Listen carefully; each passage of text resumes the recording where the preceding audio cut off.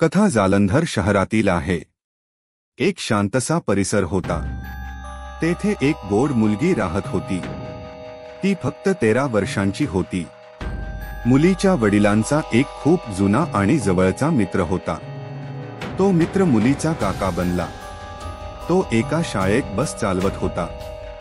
सर्वजण त्याच्यावर भरपूर विश्वास ठेवत होते, परंतु त्या काकाच्या मनात एक दानव लपला होता। त्याने तो विश्वास चूरचूर केला। त्याने असे काही केले ज्याची कल्पनाही कोणी करू शकत नाही। ही कथा जालंधरच्या पारस इस्टेट नावाच्या ठिकाणाची आहे। ही अशी जागा होती जिथे लोक एकमेकांना ओळखत होते। मुलं रस्त्यावर निर्धास्त खेळत होती। 13 वर्षांची ती मुलगी तिच्या आईवडिलांची संपूर्ण दुनिया होती। तिचं नाव होतं हरमिंदर सिंग रिम्पी। रिम्पी हा त्या मुलीच्या पापांचा खूप जुना मित्र होता। रिम्पी एका प्रायव्हेट शाळेत बस ड्रायव्हर होता। विचार करा, एक शाळेची बस चालवणारा ज्यावर सगळं गाव विश्वास टाकतं की तो मुलांना सुरक्षितपणे आणेल नाही। म्हणूनच तो म्हैसूरचा काका, घरचा माणूस बनला। कुटुंब त्याचा खूप मान करत होतं। तो घरात जणू स्वतःच्याच घरासारखा येत जात असे। एक क्षण थांबून विचार करा, तुमच्यासोबत असं झालं असतं तर तुम्ही तुमच्या मुलाला कुणावर विश्वास ठेवायला थांबवलं असतं। रिम्पीला सगळं माहिती होतं। मुलगी कधी एकटी असेल, कधी खेळायला जाईल, हे सगळं त्याला ठाऊक होतं। मुलगी त्याला काका मानते, त्याचं ऐकते, हेही त्याला माहित होतं। तो शनिवारचा दिवस होता। संध्याकाळचे सुमार 4 वाजले होते। मुलगी खेळायला बाहेर गेली। शेजारच्या घरातल्या एका मैत्रिणीकडे भेटायला गेली। रिम्पी तिथेच होता। त्याने गोडगोड बोलून तिला आपल्या घरात बोलावलं।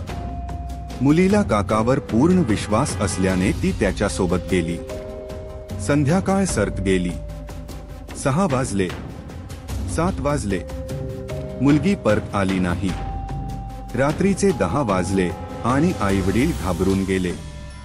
त्यांनी पोलिसात तक्रार नोंदवली।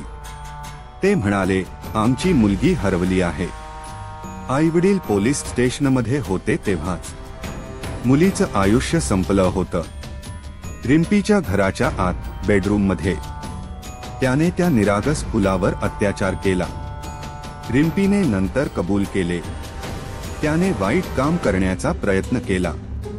मुलगी विरोध करू लागली आणि जोरात किंचाळली, आणि ही किंकाळी रिम्पीसाठी धोका बनली।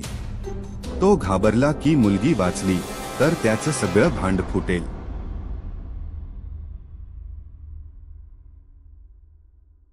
आपलं पाप लपवण्यासाठी त्याने तिचा गळा दाबला।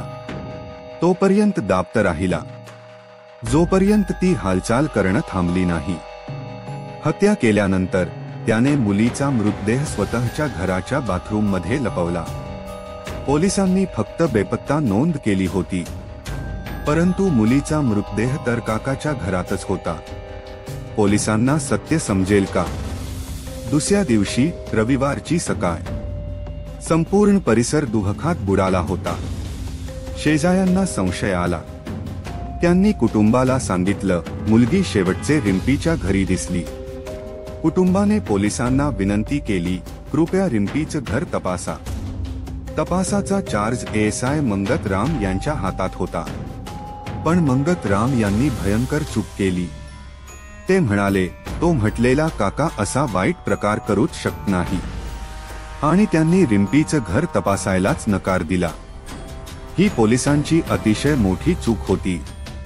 पोलिसांचा रिम्पीवर विश्वास होता, पण लोकांचा संयम संपला। जनता रिम्पीच्या घरासमोर जमली। ते ओरडत होते, तपास करा। लोकांच्या रागासमोर पोलिसांना घरात जाऊच लागलं। शेवटी पोलिसांनी रिम्पीचं घर शोधून पाहिलं। काय उशीर झाला होता। काय पोलिसांना तो भयानक सत्य सापडणार होतं।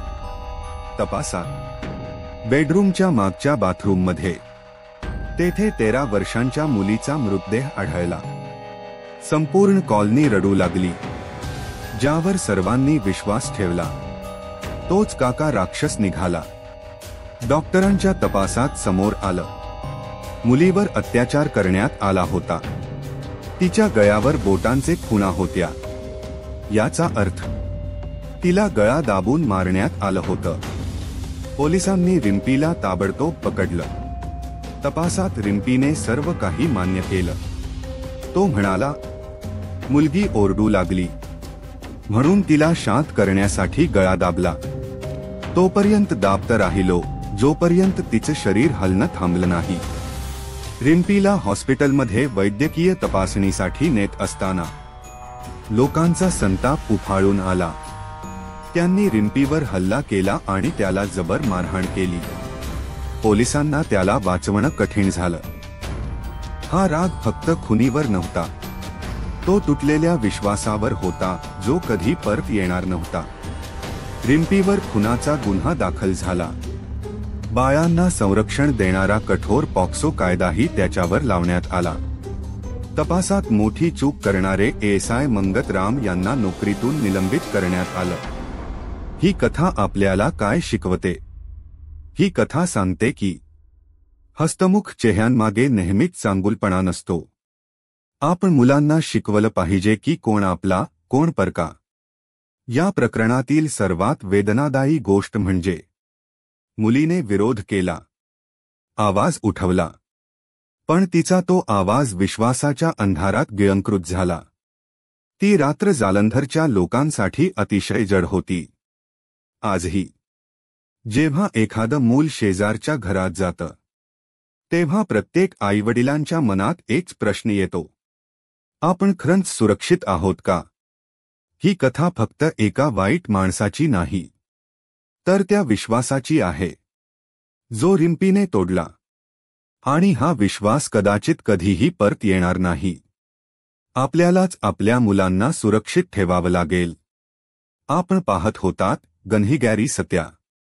जर ही कथा तुम्हाला विचार करायला भाग पाडून गेली असेल तर व्हिडिओला लाईक करा, मित्रांसोबत शेअर करा आणि आमच्या चॅनेलला सबस्क्राईब करायला विसरू नका. पुढील कथेत पुन्हा भेटू.